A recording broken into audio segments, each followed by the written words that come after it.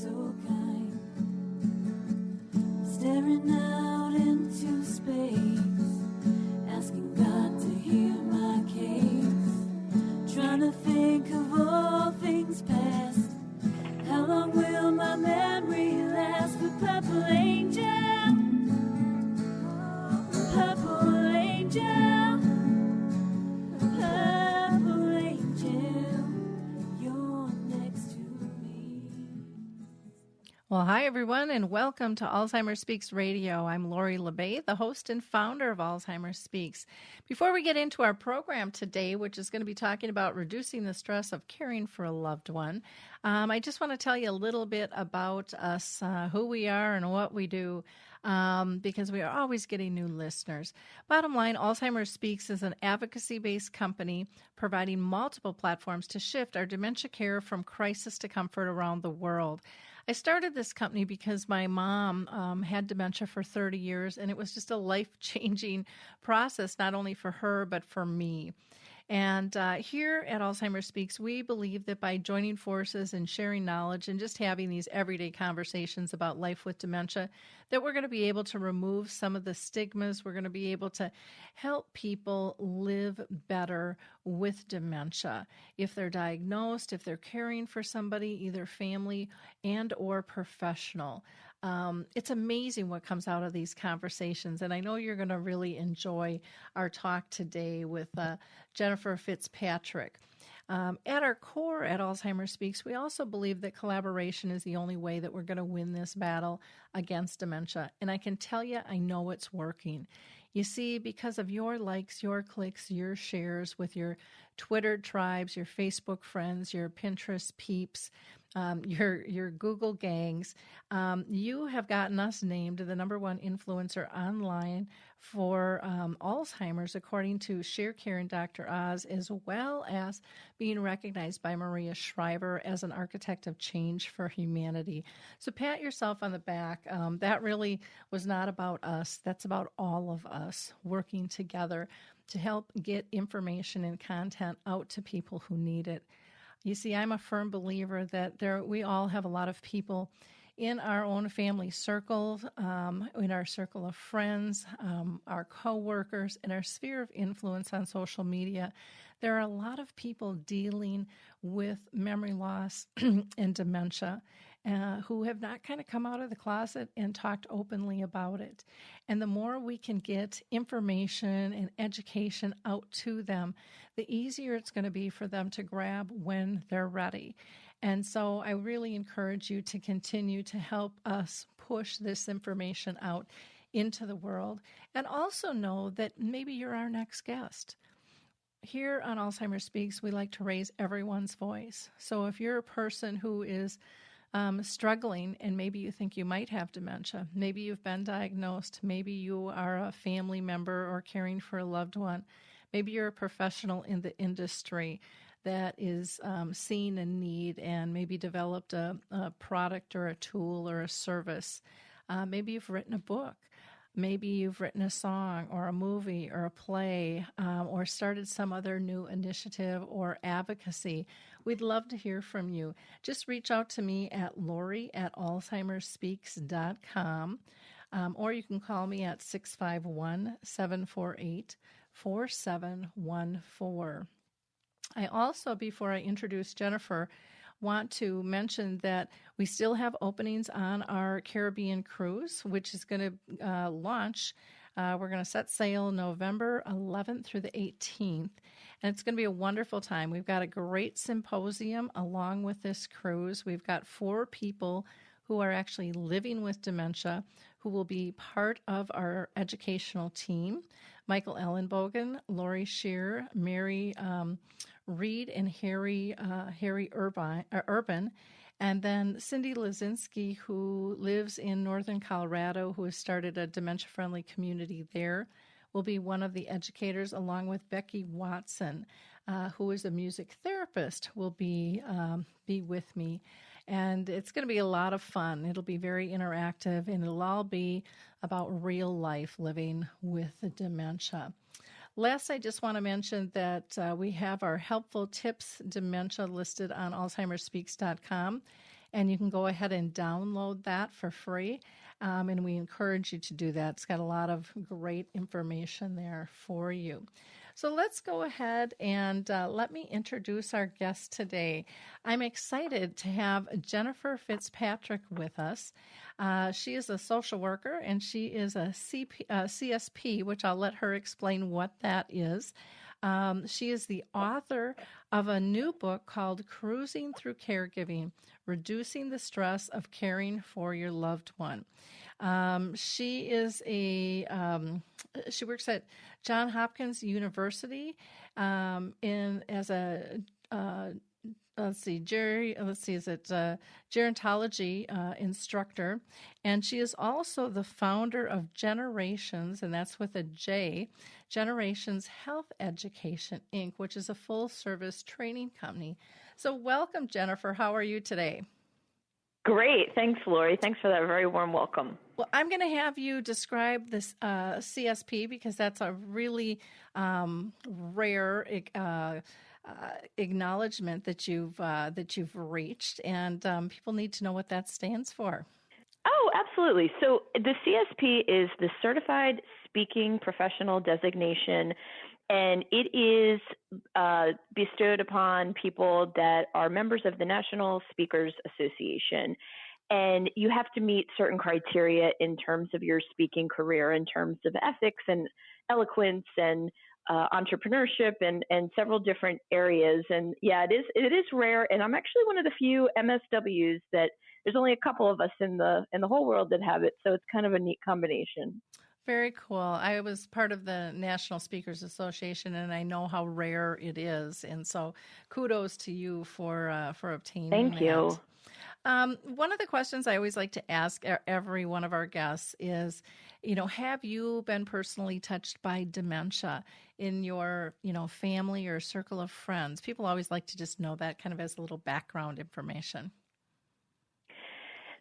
In my family and friends, no. I actually have been fortunate enough that at this point in my life, I haven't had any family or friends with dementia, but I have been a family caregiver in several instances. So not specifically with my family and my friends, but lots of experience professionally. Okay, wonderful. One of the things that I want to talk to you with your book, and I just love it because, of course, I'm doing the cruise here this fall, and so I love your title, Cruising Through Caregiving. Can you tell us how do caregivers or care partners, as I like to call them, or care companions, of a loved one with dementia, how do they intentionally decrease their stress, or maybe I should ask, how do they unintentionally increase their stress? Well, I can certainly answer both of those. So people who have loved ones who have dementia, there's going to be stress. There's no question about that. There's a lot going on that you have to manage. One thing that people do that increases their stress unintentionally is try to do it by themselves. They say, all right, it's my husband, it's my wife, it's my mom. I got to be in charge. I've got to take care of everything. So care partners have probably heard that before. Don't do it by yourself. But there are also many other ways that care partners increase their stress, and they don't mean to. One is they expect the doctor to be their primary resource. And if you're listening to this show, good for you, because you're not doing that. That's something you're seeking out other resources, and this is a great place to come. Alzheimer's Speaks. There's so many wonderful organizations and services out there. You want to get your information from lots of different credible sources because doctors have such limited time. A good doctor is going to prescribe your meds and treat any issues that you may have, but they're not going to be able to always take the time to say, find a support group, or maybe you should go to talk to somebody yourself because of the stress that you're experiencing, or they're not going to be able to help you figure out how to pay for everything.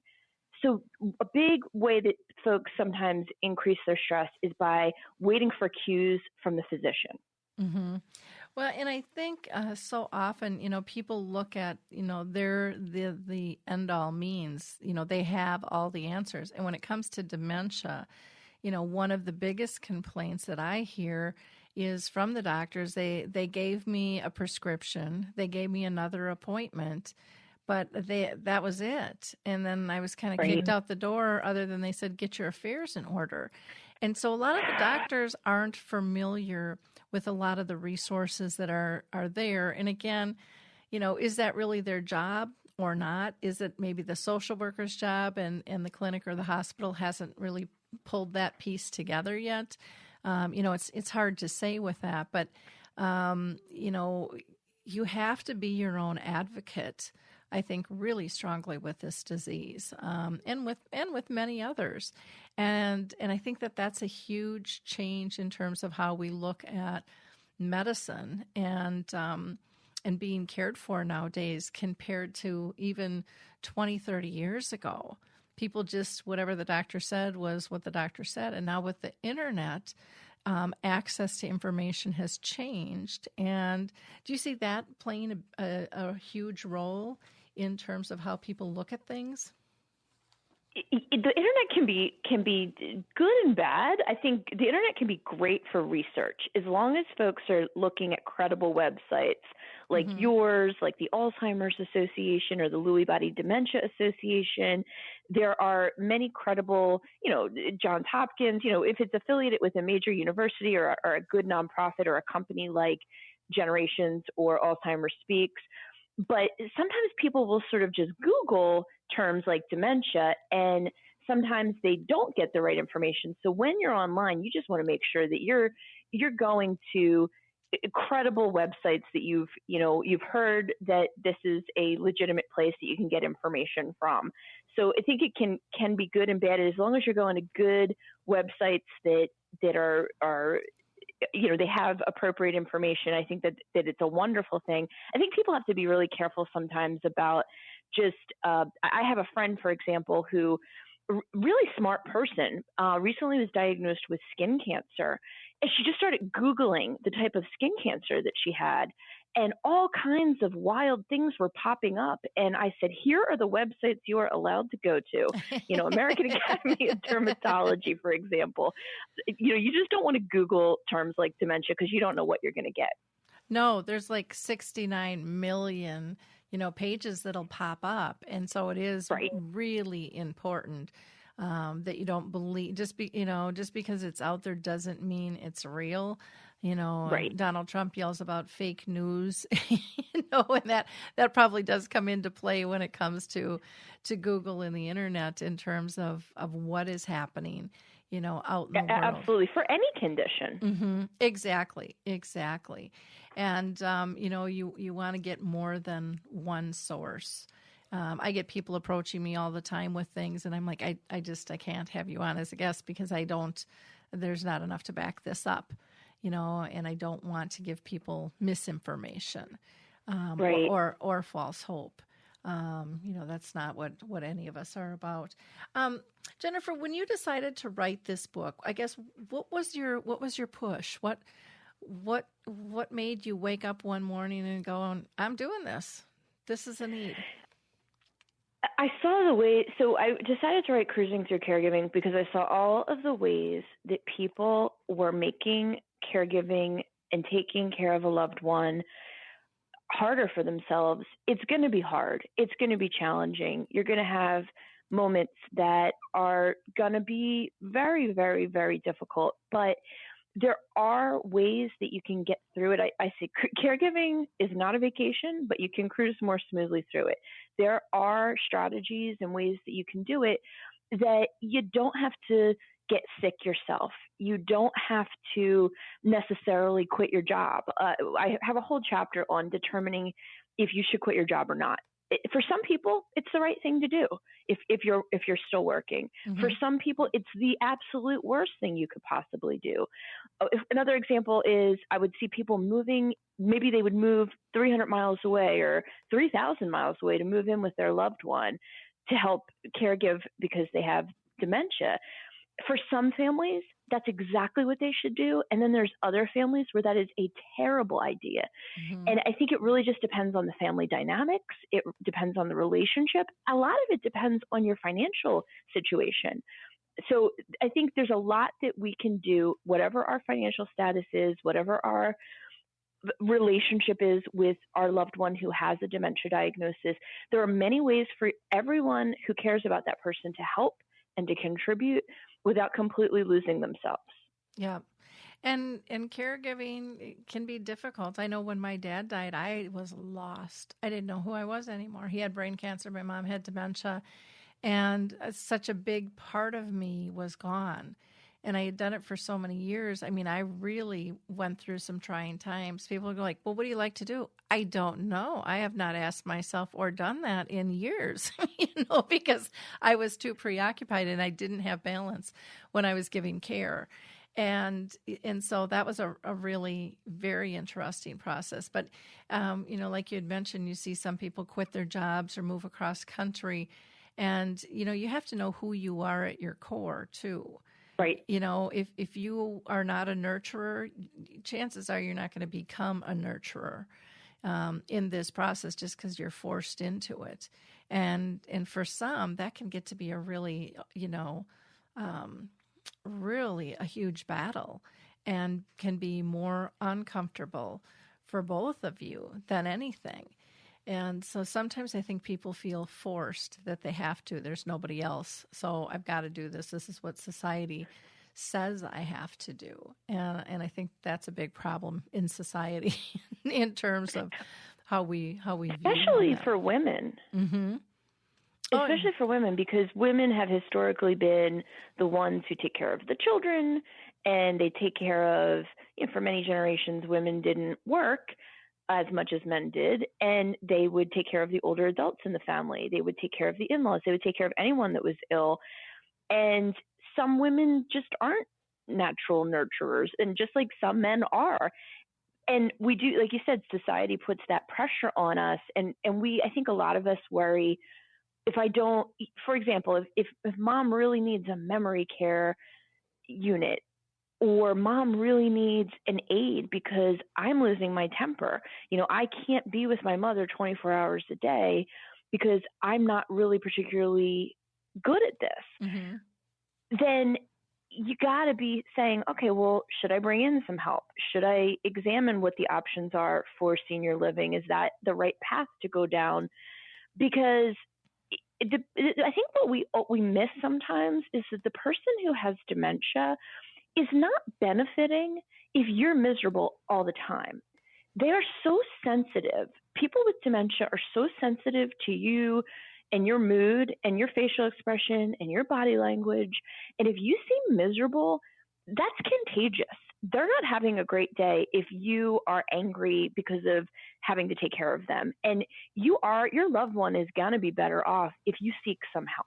Yep. And that's very true. They pick up on the nonverbals big, big time. And a lot of times we'll mirror them back to us. And then we think they're the ones with the problem when they were perfectly fine till we walked in the door. Right. And, right. And so it's very, very interesting. I know, with myself, I used to be in real estate for 25 years, and I used to work in the senior market, and my specialty was senior housing. And so I counseled and advised people about moving all the time. And then when it was time for my own family, I had a little different view. I could do this, and my mom's not going there. I had promised, she would never have to move. And, all the things that we say, we say when conditions are A and now they're Z. And we don't look at the rational things of how much has changed in terms of time and abilities and stuff. And so I'll never forget the day my mom ended up wanting to move into a nursing home because my dad was there, and she didn't want to leave him. And so that in itself was really, really interesting. But I'll never forget the day I walked into the nursing home, and there she was sitting in a circle with the activities person kind of in the middle of this horseshoe, and they were just all infatuated with this Oprah magazine that was filled, it was 2 pages of flowers. It was just gardens. And they were reminiscing.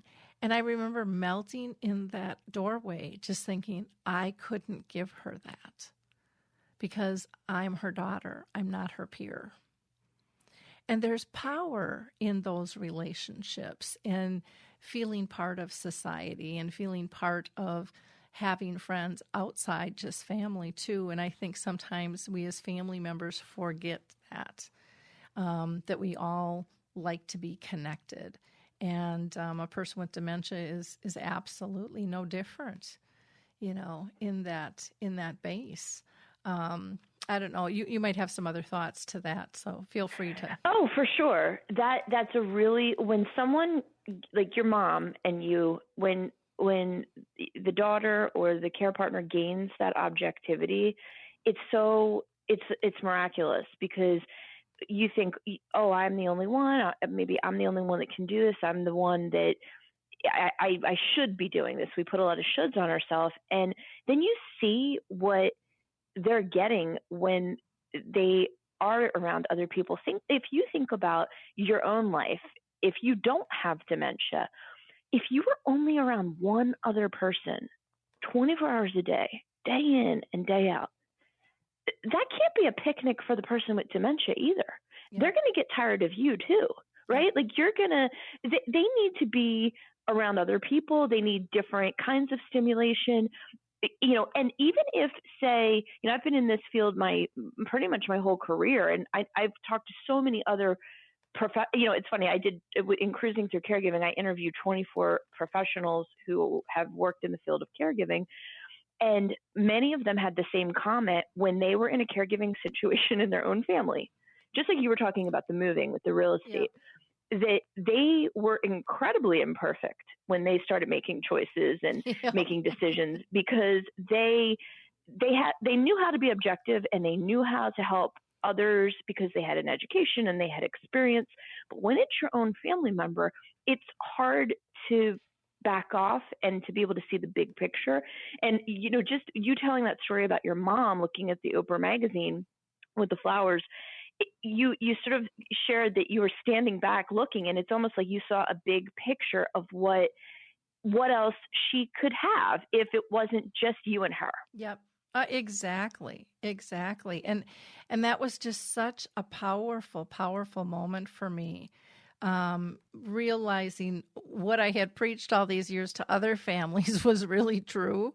And I was the one getting in the way in my own family, thinking, no, I can handle this, and I'm different because, for whatever reason.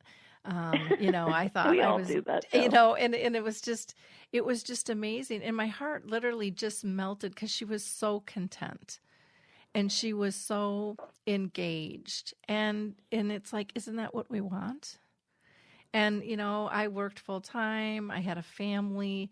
She would have had to have been in the mix. And now she was part of the priority of her needs being met. And I think as families, sometimes we forget, we have all these really good intentions where you'd hear a lot of times people say, well, mom and dad sell your house and you come and live by us. But the kids' schedules haven't changed. Their lifestyle hasn't changed, but now mom and dad are uprooted totally because their kids are going to care for them, but yet they haven't worked that into the schedule at times. Well, I've worked with so many families where they say, "Oh, we're going to move mom in to our house because she's got Lewy body dementia and she's got mid-stage, and we're going to move her in." Mm-hmm. And then they exactly what you just said, that both of the parents, the adult kids, the husband and wife, they're still working. They have kids that need to go to ballet and soccer and lacrosse, and they think that the mom is safer because she's living in their home and she's sleeping in their home, but they haven't made arrangements. They haven't, okay, well, is someone going to be home with her during the day? There's such a big wander risk in mid-stage for any dementia. Or should she be attending adult day program? Or should we have someone staying here with her? People sometimes make the assumption like, okay, if she lives with us or if she lives closer to us, well, then she'll be safer. And that, it's faulty logic. Yep. Yeah, it really is. And I understand where people are coming from. And I think really Sure. that safety net is, well, we'll be able to get there faster is what it comes down Right. to. Not that they're going to be safer, just that they're going to be able to get there faster. Right. When she wanders out of the house, you'll be able to get there faster. Yep. And so, but we don't go that deep because there's just not that, we just don't have the time for that. Now, when you wrote this book, what was your goal? So if today somebody's listening and you feel like, so there's some exercises in Cruising Through Caregiving that sort of identify where you are in your stress level. So let's say on a scale of 0 to 100, so 0 being you have no stress. We know there's no one listening that's got that, not even people who aren't care partners. And then 100 is the most stress you could possibly imagine. If you're at 100 today, and if I were to present somebody with the book Cruising Through Caregiving, maybe tomorrow, or maybe in a week, or maybe in 3 weeks, maybe you'll be at a 90, maybe you'll be at an 85. I wanted somebody who's at a 70 of stress level, maybe they get to a 40. That wherever you are today, there is something you can do to take back some control and reduce some of your stress. So whether, for some people, you have plenty of money. Maybe that's not an issue for you and your family. You might not need that chapter, but for some people, you might be thinking, well, all this is well and good, but I have no money. And I really am the only one. I hear that a lot. I'm the only one. I'm an only child. I'm the only one. Yep. Or everybody else lives out of town. The Cruising Through Caregiving, the whole goal was, how do you find free and low cost help? How do you find people in your own network of friends and family and people you go to church or synagogue with, or people that are in your book club? I'm not saying that that these people come over and help bathe your dad. I'm not saying that. But what kinds of things might they be able to do to help reduce your stress? Like, for example, maybe one of the things that's stressing you out is grocery shopping. And maybe one of your neighbors, when they go grocery shopping, they do your grocery shopping too. That's something that they can offer you. Most people want to help you if they know how to help you. And so that's part of Cruising Through Caregiving. I wanted people to get ideas on, how do I ask for help, and what kinds of things are reasonable to ask of others. Even, it doesn't have to be an immediate family member that might want to help you. Mm-hmm. One of the, I think, cutest stories I heard was a friend kind of scolding her friend who was caring for for a loved one. And she said, "Why do you always say you don't need help? I know you need help." And she said, and she handed her, and every time at church this would come up, people would go, "Is there anything we could do?" And, "Oh, no, I've got it under control. I've got it under control." And her friend was just so upset with her over this. And so her friend handed her a set of note cards. And she said, "I want you to go home tonight and I want you to write down everything you need help with. Cutting the grass, grocery shopping, you want to go get your hair done." She's like, "I don't care what it is. Getting the mail, going for a walk, coming over for a conversation. And you write those down and you keep those in your purse. And next time somebody asks you, just pull one of them out. Just pull one of them out." And so this little old lady went to church the next week, and her friend was observing her, and she pulled them out. And they had a conversation afterwards, and she said she was so empowered. It felt so good. But she said when she was hit on the spot, she just didn't think of all the things she could use. So she just, that deck of note cards was just her lifesaver for her. And I just love that story. It just, whatever makes it easier for you, use it, do it for you. That friend of hers is rare. Yep. That she would say that a lot of people that know you're caregiving, they give up after a few times of asking. And her friend that you're talking about was great because she's persistent. And Yep. She said, "Try this. Here's the note cards." What a great story, because so many people who are well-meaning in the care partner's life, who care about you or care about your husband who has dementia, they are going to give up. They're going to stop asking because they're going to say, "She always says nothing. I guess everything really is okay." Yep, exactly. So I think it's little things like that, standing up for our friends and helping them, reach out and get the help that they need. What are some of the teams of help that can be helpful for someone who's giving care? There's I would imagine there's different types, from physical, emotional, financial, things like that. Do you have that broken down in the book? Sure. Mm-hmm. Yeah. So teams of help in Cruising Through Caregiving, because there's a nautical imagery that we use. It's like we say that the person who's maybe the spouse or the daughter, who's doing most of the work, the primary care partner, that person is like the captain of the ship. And what we want, just very similarly to the story you told about the two ladies at church, there's an exercise in Cruising Through Caregiving that it's called the MET exercise, and it's about how to get your needs met. And it's very similar to what you said the ladies at church were doing, emptying out your brain and writing down all of the things you could use help with, all the things that are worrying you, that are stressing you. Just write them all down. And then you set a timer again a little while later, and you empty your brain of all the people who care about you or care about your loved one who has dementia. And there's usually going to be overlap, because if it's your wife that has dementia, of course your grandkids are going to be on there. Mm-hmm. But they love both of you. But you're going to have a list of people, and then you're going to look. And like you said, can this person contribute by mowing my lawn? Can this person contribute by doing some internet research on, say, support groups? I've decided, you know what, I do want to try a support group. Maybe the other part that people are funny about, because people don't like to talk about money, is who on that list might be willing to contribute money, because that is a major concern for many, many care partners. How will I pay for assisted living or for an aide to come in? Or, maybe you don't even need that. Maybe it would just give you a break if you didn't have to clean your own home and someone paid for a cleaning service. And so what I recommend is you want to have the captain of the caregiving ship, and then you want to have at least one or two first mates, people that are going to do those asking for you. So if you're the adult child of the person who has dementia, maybe your best friend is going to be your first mate, and she's going to look at that list of stuff that you need help with, and she's going to look at the list of people that care about you, and she's going to start making some phone calls, or she's going to start making some emails and say, listen, Lori's struggling. What kinds of things do you think that you could help with? Can you bring over a meal once a month? Maybe you don't ask that question of somebody who's a terrible cook, right? You ask that question of someone who enjoys cooking.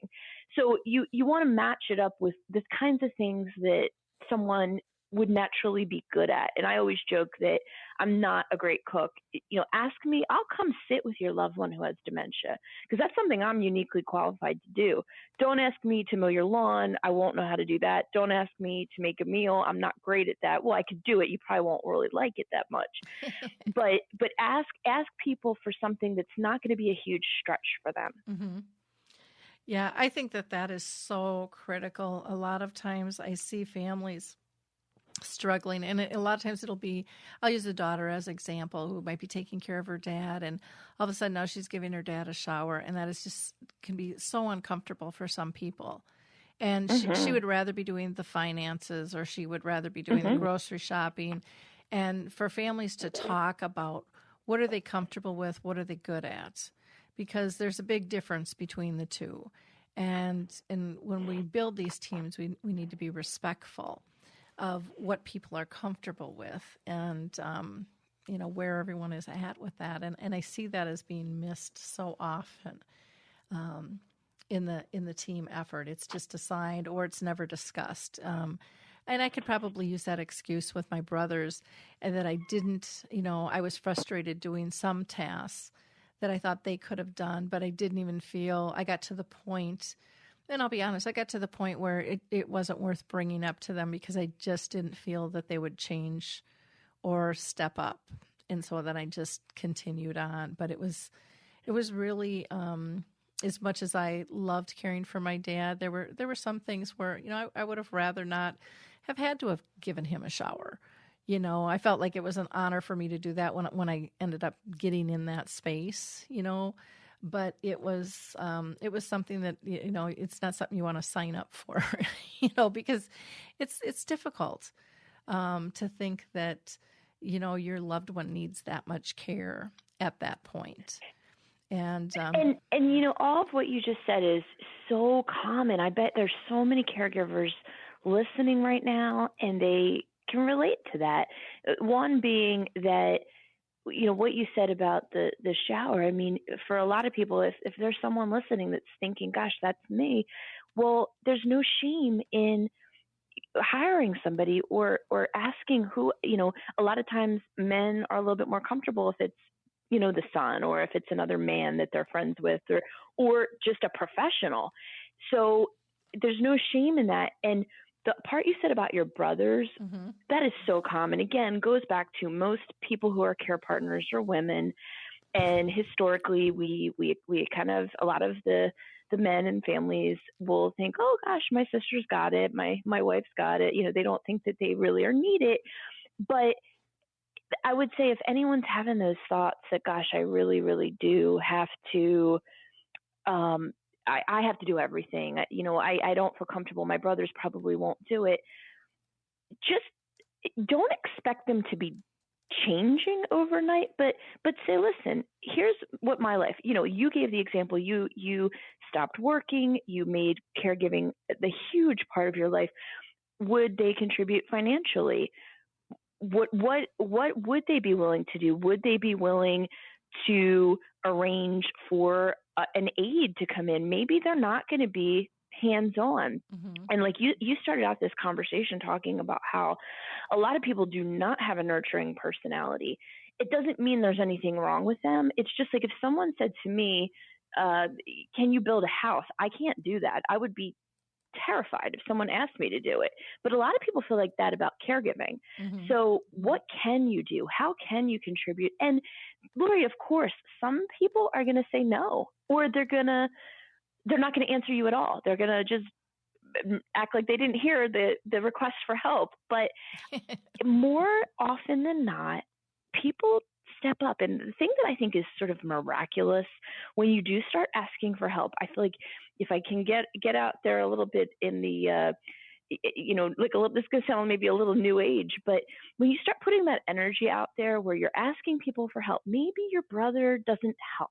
Maybe your brother doesn't respond, but maybe, your mom's old friend from high school calls and says, hey, can I do something? Is there something I can do?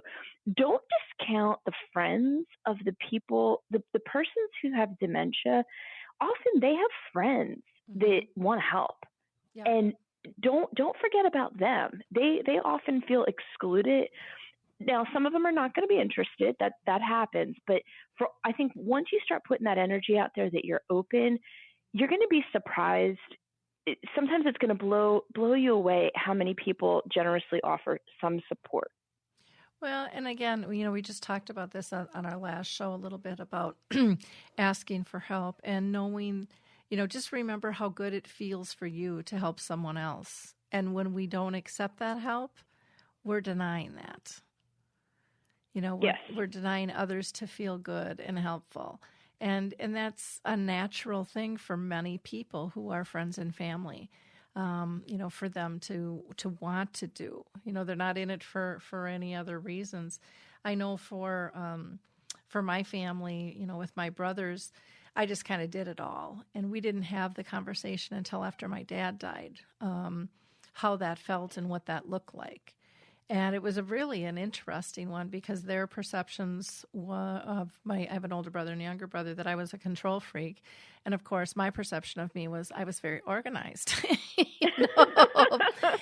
Absolutely. And so, and they didn't want to deal with the emotions. That was kind of my zone and stuff. But we got talking and I had all these stories and they're like, how'd you get all these stories? And I just remember looking at them going, I was there. I was there. And I just felt this great sadness for them that they don't have all of these stories and all these memories that I have. And it just saddened me that we didn't have the conversation earlier to make those adjustments. So I really encourage families to, utilize your book and your tools to have those conversations so that right now, with my brothers, there's no going back. Time's gone. My dad's passed. My mom's passed. There's no changing what happened. And, we can't change things if we don't have conversations. And so if we look at them as a normal, conversation versus, I think a lot of families sometimes worry that, if I bring it up, it's just going to be an argument, but a lot has to do with our approach in terms of things. And that can make a huge, huge difference there. And I'm sorry, I didn't mean to be talking about my family. I just think it can be relevant in terms of what people can go through. One of the things that I loved in your book was you have the caregiver feelings chart and worksheet. Can you talk about that a little bit? Oh, absolutely. So there's an exercise in Cruising Through Caregiving where there's 100 words on a page, and it's an exercise where we encourage you to make photocopies of it, and you can actually download extra copies of it on cruisingthroughcaregiving.com. But you give it out to everyone who's involved in the caregiving process, and take 5 minutes and just circle every word that you're feeling in the last couple of days or the last week. Don't judge it, just how you feeling. Mm-hmm. And take just a couple minutes and then look and then count up every word that you associate with positive, and then count up every word that you associate with negative. Mm-hmm. And it's really, it's not a scientific exercise, but my gosh, it sure does seem to be very eye-opening for a lot of people, because if you've got 42 negative words that you've been feeling in the last couple days or week, and you've got 5 positive, that is a sure sign that you are under tremendous stress, and it's time to do something differently. What are you going to do differently to reduce your stress? And when I do this exercise, when I speak at events, and you get people who they've circled 32 positive and 4 negative. And I'll say, well, why do you suppose that is? And they'll say, oh, well, I just joined a support group and I am bringing my husband to adult day now. Mm-hmm. Or I just brought in a home care aide 12 hours a week. They made a change. They realized that the negative feelings were overpowering them. Often someone who loves them said, you don't seem like yourself. You don't seem like you feel good. You don't seem like you are doing okay. What are you going to do differently? And sometimes it takes an objective, like a friend or a neighbor or someone to say, hey, you need to look at what can you do differently, because maybe it's a neighbor that you walk with every morning and you haven't been doing it in months. And they say, gosh, this isn't like you. We've been doing this for 10 years. So I think it's not a scientific exercise. It's very simple, but for a lot of people, it's eye-opening. Yeah. No, I have something similar than that I do. And like I said, it doesn't have to be complicated, folks. I think a lot of times complicated doesn't work, and we have to just get down to the simplicity of life and what's clicking and what's not clicking to kind of get to the heart of things. And, one of the things I was looking at through your book too is, and this phrase just stuck out to me. It says, why do we expect perfection from our senior care system? And can you just give people some thoughts on that? Because I think, absolutely. I think perfection is a huge issue on many levels, in many industries and in many roles. Yeah, absolutely. A lot. So senior living communities, especially continuing care retirement communities or assisted living, they are so beautiful and they're so pretty and they look just lovely. And I think we sometimes expect them to function like a Ritz-Carlton or a Four Seasons rather than a healthcare community. their priority has to be safety and health.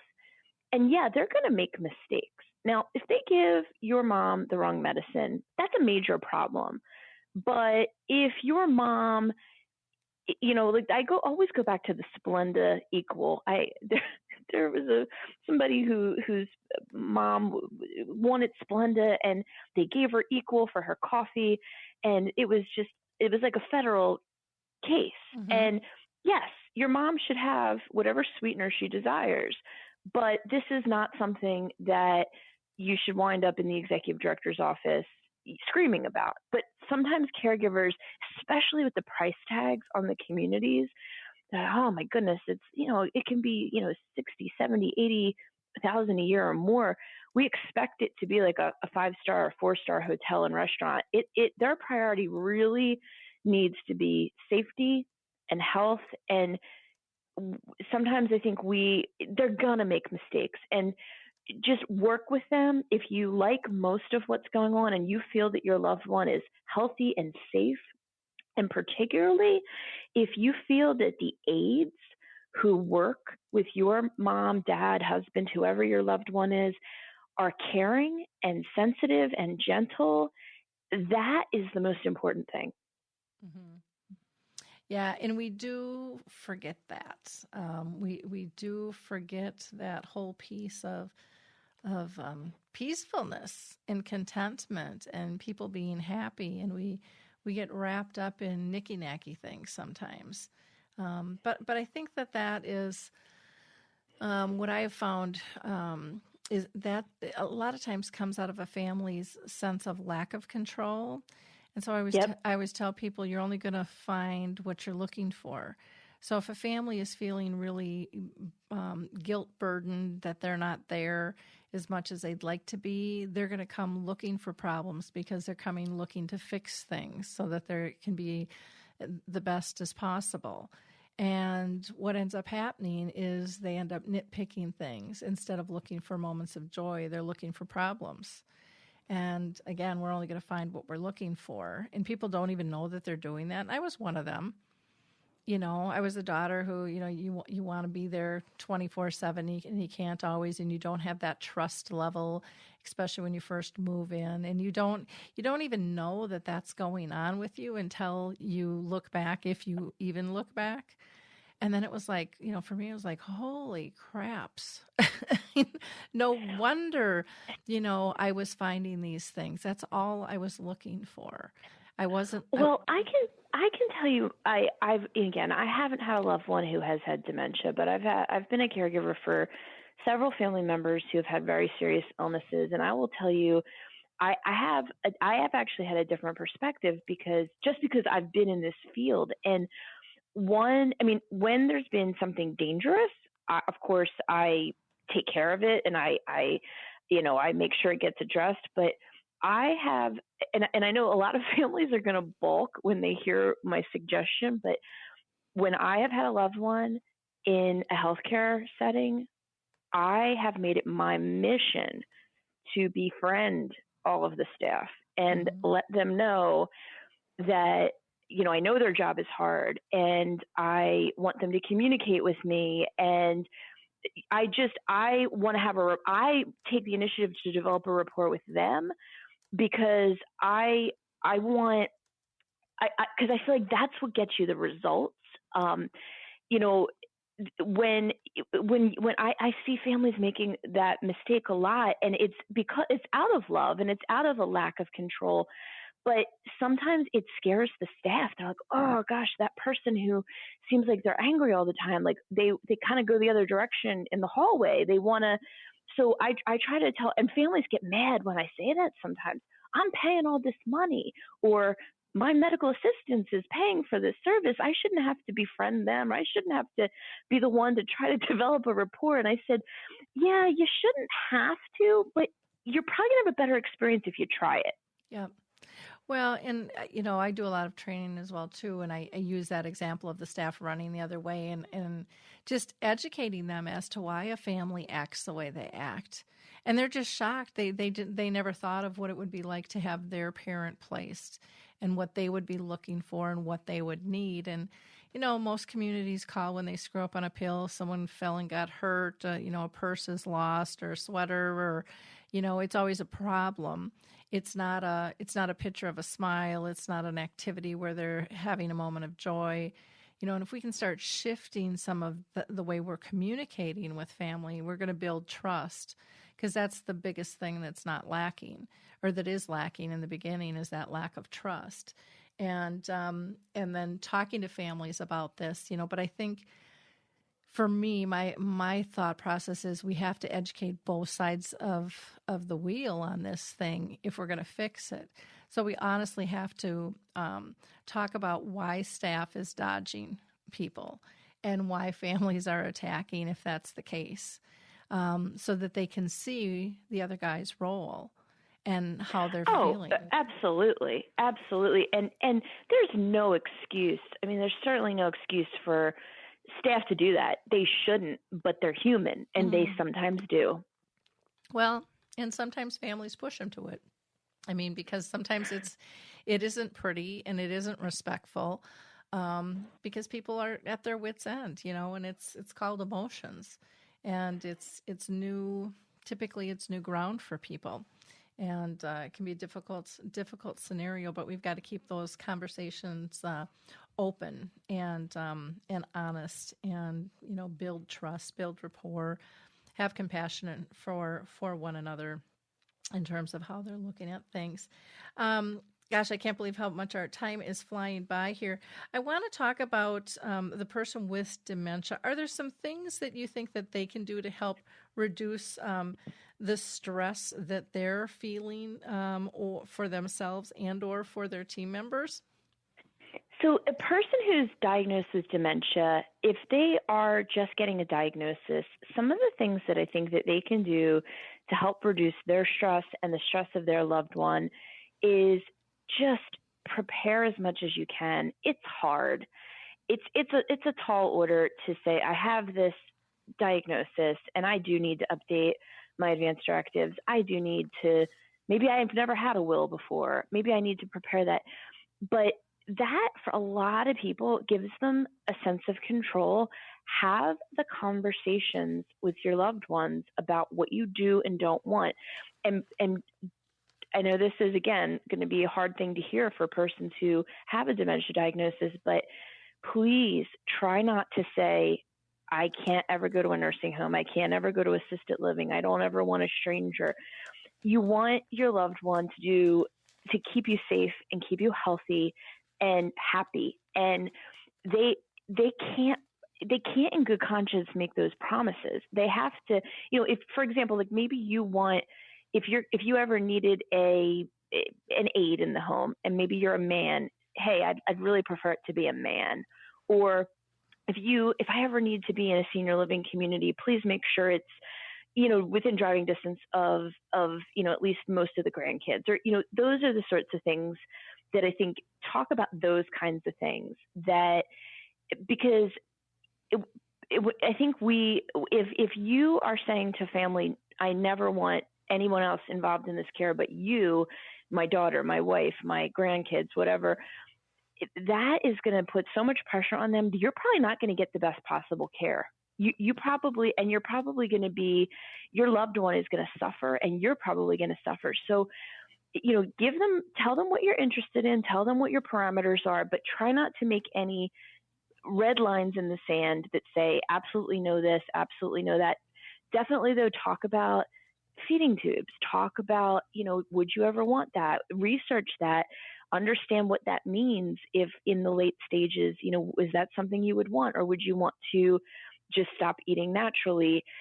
Those are things that can give you back a sense of control. But the other part, for people who have dementia, one of the things I've seen so many times is participating in a clinical trial can really increase a sense of giving back. So if someone has a diagnosis of Alzheimer's and they look into the clinical trials in their area and they decide to participate, there's all kinds of trials. Some involve medicines, some involve paper and pencil tests. There's all sorts of things.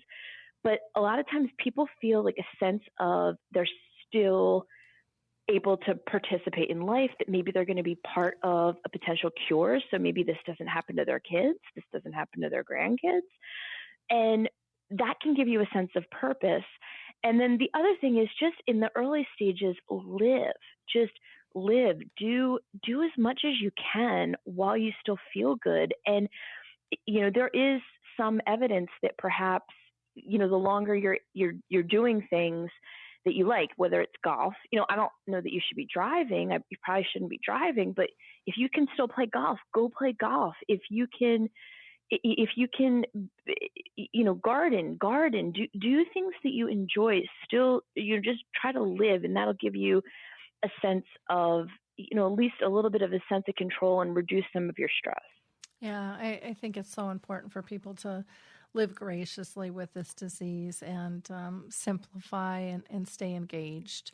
I think those are all really very, very important factors. And we're seeing more and more of that happening with the dementia-friendly communities, the memory cafes. There's a lot of initiatives out there now that are really helping people connect and stay connected and become active citizens like they were. And that's a process. I don't know if you know of one thing, I just have to give them a plug, Dementia Mentors, which is for people who are recently diagnosed, and they can sign up to talk to a mentor who is living with dementia. And, because no one knows what it's like to hear those words, you've got dementia. No. And really help keep them connected, walk them through the process and stuff. It's pretty cool thing, and that can reduce stress not only for them but also their team as well. In wrapping up, I wanted to talk a little bit about millennials, because I know there's some recent data that suggests 25% of all care partners are millennials. And I think a lot of our audience might be a little shocked to hear that. Can you talk a little bit about that research and what specifically that group can do to reduce stress? Right. AARP has recently revealed that, and yeah, it's shocking because there's a lot of negative stereotypes about millennials, and my goodness, if they aren't very caring and hardworking, taking care of loved ones, and this is 25% of all caregivers, not specific to dementia, but it's still a significant number of people. Some things that they can do. One, I actually worked with a millennial who prematurely quit her job. And you got to remember that the high end of millennial now is around 36. So this person, I guess at the time, was about 33, quits the job to take care of the parent and had a heck of a time getting back into the workforce. If you're 65 and your mom has Alzheimer's and you want to quit your job, maybe you have plenty of money in your 401k and it's okay that you can take 5 years off, or maybe you can completely stop working.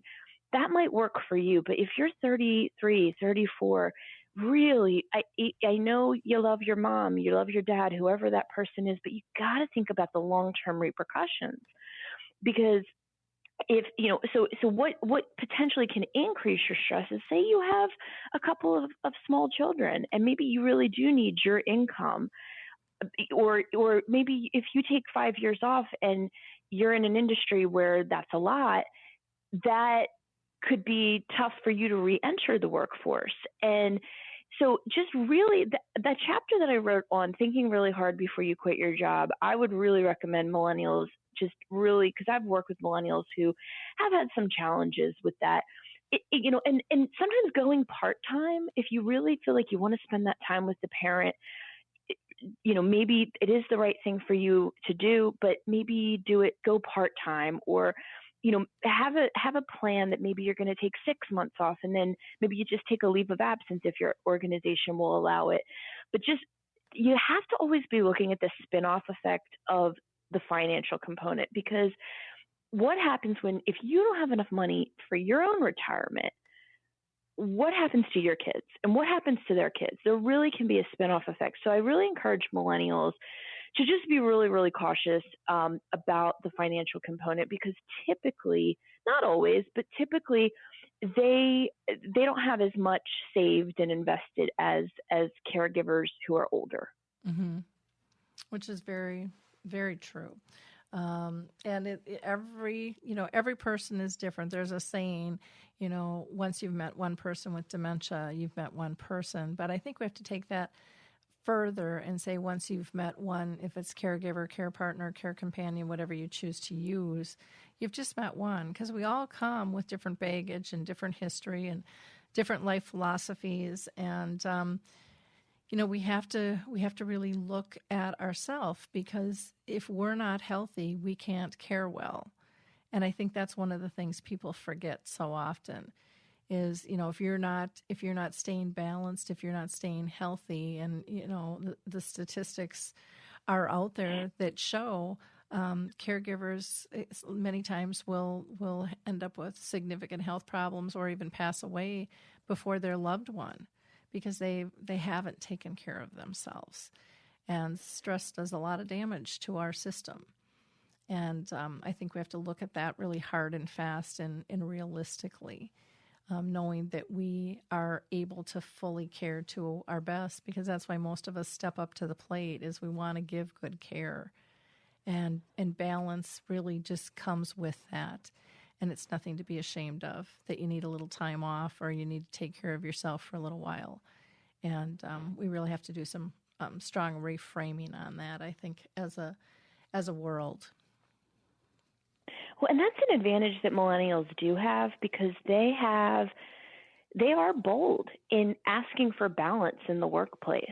And they've really shaken up the workplace in a way that other generations are a little shocked by sometimes. But they are bold. If they need time off, if they want to take a leave of absence to take care of a loved one, they're going to go in and investigate their benefits. They're going to go.